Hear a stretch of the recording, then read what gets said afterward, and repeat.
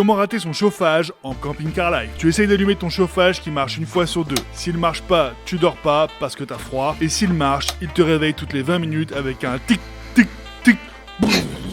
Donc tu dors pas beaucoup mieux quand il marche. Et comme c'est un chauffage soufflant, il chauffe que l'air. C'est-à-dire qu'il s'allume, il chauffe l'air, il fait bon, il s'arrête. L'air refroidit, il gèle, il démarre, il te réveille, il chauffe, il fait bon, il s'éteint, il gèle, il te réveille. C'est bon, ça suffit, il t'a fatigué. Il est temps de trouver un plan B, et le plan B qui te fait rêver, c'est un poêle à bois. Tu regardes sur internet, ça a l'air compliqué. Il faut trouver un petit poêle qui va pas prendre toute la place et transformer ton camion en fournaise, faire un trou dans le plafond qui va pas laisser passer la pluie, protéger autour du poêle pour pas brûler ton camion et toi avec au passage, et enfin trouver du bois et le stocker dans 10 mètres carrés sans te faire ensevelir par des bûches. Et une fois que t'as fait tout ça, t'as chaud. Alors tu décides de le faire, mais tu trouves pas de poêle adapté parce qu'il y a que des gros modèles sur le bon coin. Donc tu demandes à un pote bricoleur son avis et il te propose de t'en fabriquer un avec une vieille bouteille de gaz. T'es pas du tout rassuré, mais t'as pas de meilleure option, alors t'acceptes. Tu découvres sur internet que tu peux faire passer la cheminée par la fenêtre à la schlag et que ça t'évite de percer un trou dans le plafond. Tu la tentes comme ça, incroyable, ça fonctionne. Tu sais pas si tu vas mourir,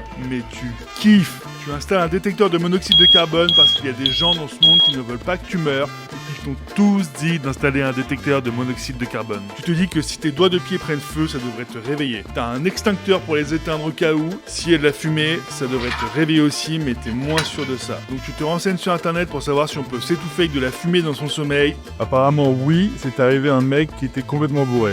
Tu décides d'éviter de te mettre une énorme caisse avant d'allumer ton poêle. Ça te paraît une décision bien raisonnable d'adulte responsable et fier de toi. T'es capable de pas faire deux conneries en même temps. Tu t'endors au doux crépitement du feu, t'as bien chaud, tu te mets un caleçon, mais tu t'es garé face au vent sans faire attention. Il s'engouffre dans le conduit de cheminée par le mauvais sens, ton camion se remplit de fumée. Effectivement, ça réveille bien la fumée, tu confirmes. Tu ouvres toutes les fenêtres pour aérer, t'es debout, à moitié à poil, en pleine nuit, l'hiver, avec toutes les fenêtres ouvertes, tu dors pas mieux qu'avant et tu te les cailles encore plus.